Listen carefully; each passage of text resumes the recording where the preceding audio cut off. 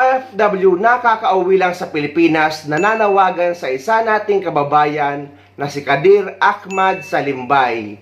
Ito ay isang babaeng OFW na galing sa bansang Saudi Arabia at ang nananawagan naman sa kanya is si Jessa Pungasi na galing sa bansang Kuwait. Pareho silang may connecting flight sa Bahrain at nagkasabay sila pauwi sa Pilipinas. At pagdating na nga sa NAIA ay doon na nagkapalit ang kanilang maleta. Na misclaim ni Kadir Ahmad sa Limbay ang maleta or ang bagahe ni Jessa Pungasi. Yun ang yun yung pinakamadali. Para kumbaga palalabasin na natin is para double misclaim yung bagahe. At least yan, may pinangahawakan ka rin bagahe sa kanya. Kung hindi naman isoli sa'yo, nasa iyo yung kanya. Ay, hindi pwede yun. Ano yan? Kasi naman sa mga ganyan ma'am, hindi rin namin magagaranti na isoli. Kasi yun nga, passenger error po kasi siya. Kung gusto nyo ma'am may try, pwede nyo iyan kay airport security. Saan ako magreklamo dito sa airport? Tapos ma'am, may APD naman. Pero ito ma'am, kung puputuin ko muna yung report nyo, contact number ko. So kabayan, Kadir Ahmad sa Limbay. Kung sakali na mapanood mo ang video na ito, ay nananawagan sa iyo si Jessa Pungasi para sa maleta na na-misclaim mo. Naghihintay siya na makipag-ugnayan ka sa kanya. Ilalagay ko ang contact number niya pati ang Facebook sa description ng video na ito para madali mo siyang makontak. Magandang araw po sa lahat. Ako si Jessa Ana Marie Pungasi. Isa po akong OFW dati sa bansang Kuwait. Ngayon ay nasa Pilipinas na po ako. Ako po ay nanawagan sa lahat ng mga nakakapanood ng video ko, lalo na sa mga taga-Cotabato, kung maaari, baka matulungan nyo ako na mahanap ko yung pangalan na kung sino man yung babae na ang pangalan si Kadir Ahmad sa Limbay. Isa po rin siyang OFW galing sa Saudi Arabia. Ang nangyari po kasi noong June 25, flight ko po papunta dito sa uwi ng Pilipinas. So connecting flight muna kami sa Bahrain, nag-stop over ng 8 hours. Tapos nakasabay namin yung galing din sa Saudi. So yun nga po, pag dating namin sa NAIA Terminal 3, nagkaroon ng problema. Yung bagahe ko po na misclaim ng ibang pasahero at may naiwan na isang malita doon. Ang nakapangalan naman ay Ahmad Kadir sa Limbay. So it is possible po na nakapalit kami ng bagahe. May binigay sa akin na number yung taga-airlines. Sinusubukan kong makontak at nakontak ko yun. Ano pala niya yun, employer. So yun nga po yung binigay niya na civil ID na pinupost ko dito sa social media ko, sa page ko. So nananawagan po ako sa mga lalo na sa mga taga-Cotabato, kung maaari, baka kung kilala niyo siya, pakisabi naman po na gusto kong mabawi or makuha yung aking malita, kasi mahalaga po talaga sa akin yun. Yung malita niya po ay safety naman, nandun na po sa NAIA Terminal 3 sa opisina mismo ng airlines, sa Gulf Airlines. At sa iyo naman kabayan, kung nakikita mo naman itong video ko na nakapost, sana mag-effort ka rin na maibalik mo sa akin yung malita ko. Kasi ilang araw na talaga hindi ako makatulog sa kakaisip. Mula nung pag-arrival natin ng 11:30 hanggang alas 8, nag-antay ako sa'yo doon kasi I am expecting na ibalik mo yung malita ko. Kasi kung sasabihin din natin na baka nagkamali ka kasi halos pareho kayo ng malita, magkaiba itong malita, i-hard case yung sa akin, yung sa iyo naman is tila, at yung akin may tali, yung sa iyo wala. Sana naman magkaroon ka ng kunting konsensya at ibalik mo sa akin yan. Noong June 27 nga pala, bumalik na naman ako doon sa NAIA Terminal 3. Baka sakaling bumalik ka doon, kinabukasan pumunta na ako sa opisina, nag-report ako doon sa police noong 26 nung pagdating natin. Nag-request ako ng reviewing footage sa CCTV, kaso hindi rin natapos. Umaasa na lang talaga ako dito sa social media na matuntun kita, mahanap kita. Noong 27 bumalik ako doon sa NAIA. Sa opisina, ang sabi wala doon yung in charge. So nagpunta ko sa lost and found, baka sakaling pumunta ka doon, nagtanong ka rin, pero wala talaga eh. Kaya nananawagan ako sa iyo kabayan, sana makonsensya ka rin na kahit kunti ibalik mo rin yung bagahe ko. Hindi naman mahirap hanapin yung Facebook ko kasi may pangalan naman yung malita ko, di ba? May pangalan naman diyan. Makipag ano ko sa akin, makipag-communicate. Sana ibalik mo sa akin yung gamit ko. Pareho tayong OFW, yung pinaghirapan ko rin. Pareho tayo ng karanasan.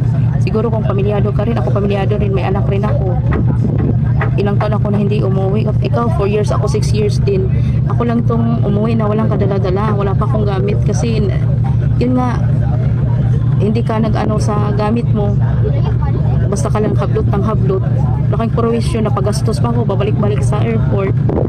Kahiya minsan yung kanino na lang ako lumalapit para humingi ng tulong. Na sana naman kung hindi ka lang nag-ano na basta maghatid, hindi naman ako aabot sa ganito. So, nakikiusap ako kayo, sana ibalik mo yung malita ko kahit ako na magbayad sa shipping. Kung saan mo man yun dinala yung malita ko. Pwede kang mag-comment dito, mag-message ka dito sa page ko. So, yun lang. Ang sistema daw pala sana ni Jessa Pungasi ay isusurpresa niya ang kanyang pamilya, lalo na ang kanyang anak, na sekreto siyang umuwi sa Pilipinas. Ngunit dahil nga nagkapalit ang kanyang maleta na na-claim ng iba, ay kailangan niya mag-post sa social media para manawagan. So hello guys, nandito pa ako sa Terminal 3. Kanina pa yung arrival ko ng mga umaga ba? Oo. Tapos itong si may malita na naiwan, imbis kayong pag-uwi ko i-surprise ko sana, surprise ko sa pamilya ko, sa anak ko na hindi ko pinaalam na uuwi ako ngayon.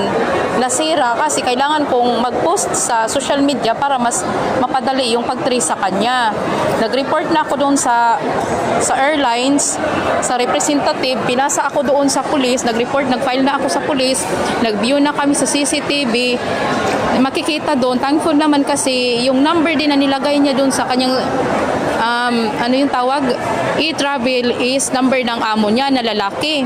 So yung lalaki niya, hiningian namin ng identity niya, binigay yung complete na name, may picture siya, civil ID. Ngayon, babalik uli ako doon sa CCTV kasi hindi man namin makita yung bagahe ko kaya nakabubble wrap man, so hindi namin ma-identify kung sino yung kumuha. Itong picture niya, kung makakatulong man to yung picture, kakilala nyo po siya bago ko pa ma-post yung mukha niya dito. Kung nagkamali man siya, baka kilala nyo, pakitag naman po. Pakitag siya, taga Cotabato daw. Hindi rin pinatris na namin. May flight siya sa airlines na Cebu Pacific, Cotabato. Ngayon, wala din. May mga kader pero walang Silayma. Ano yun pangalan? Silayma?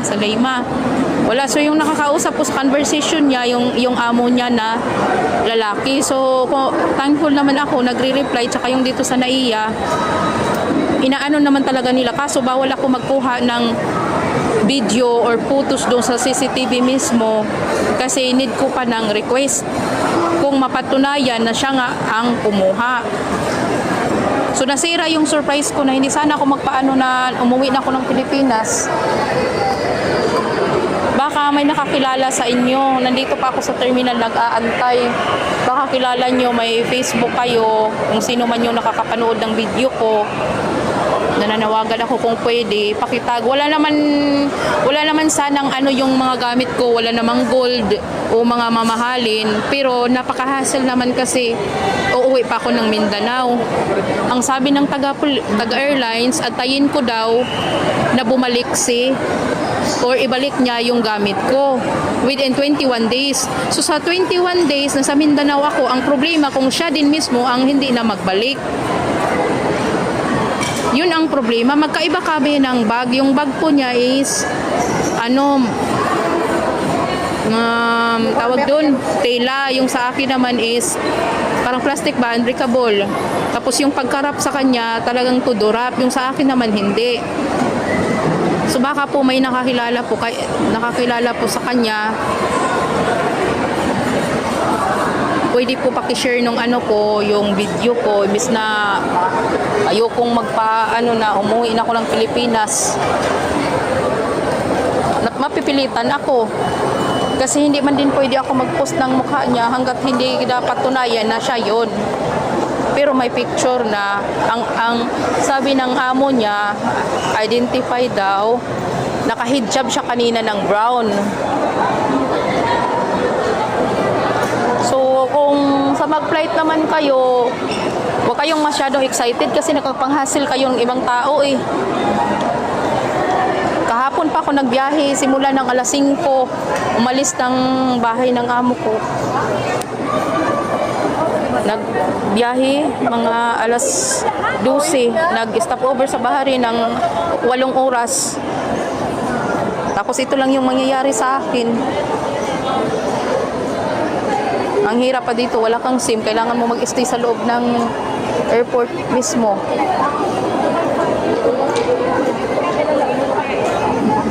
Hindi nga ako nag-post muna.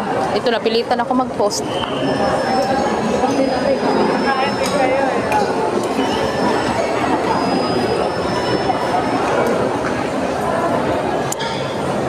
Ay naman. So inuulit natin kay kabayan Kadir Ahmad Salimbay na taga Cotabato na galing sa bansang Saudi Arabia. Nananawagan sa iyo si Jessa Pungasi para sa maleta na na-misclaim mo. Naghihintay siyang kontakin mo siya na ilalagay ko sa description ng video na ito ang Facebook niya at ang contact number na pinost niya sa social media. Maraming salamat at mabuhay tayong lahat.